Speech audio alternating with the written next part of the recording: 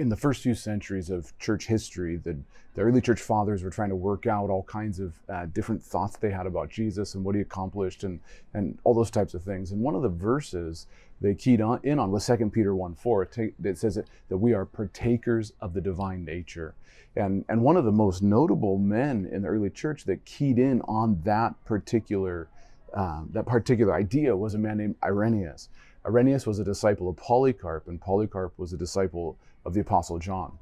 Irenaeus taught that, looking at John 1:18, that no man had ever seen the Father, but the Son had come and declared the Father. And so we look at things like that how are we to know Jesus? And looking at that 2 Peter 1:4, we become partakers of the divine nature, that Irenaeus took up that call, looking at us becoming partakers, and his understanding of the coming of Jesus was to make us partakers so that others would come to know the life of Christ through each and every one of us. That the purpose of Jesus was to yes, one, pay for sin and restitution and restore hearts to the Father. Yeah, absolutely. But to make you look like him, so that in looking like him, anybody could look at you and see him. You became a partaker of the divine nature.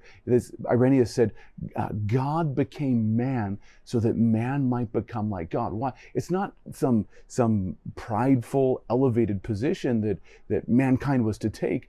Actually, it was deep humility, that it wasn't anything you did, and in becoming like God, in his image, in what he looked like, your life was to be one that was marked by self-sacrifice, by radical love, by compassion, by mercy, by grace, all those things.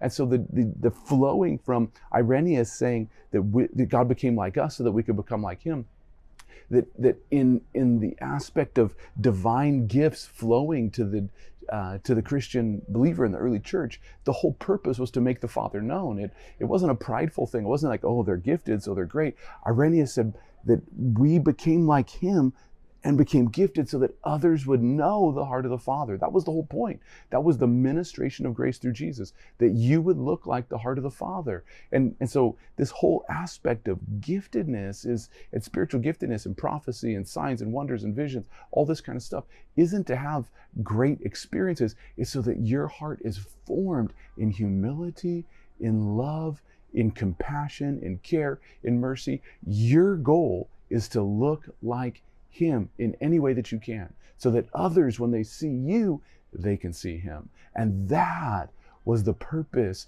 Irenaeus saw behind us becoming partakers of the divine nature, to look like him so that others would see him in us. It's an incredible call to look like him, to love like him, to be like him.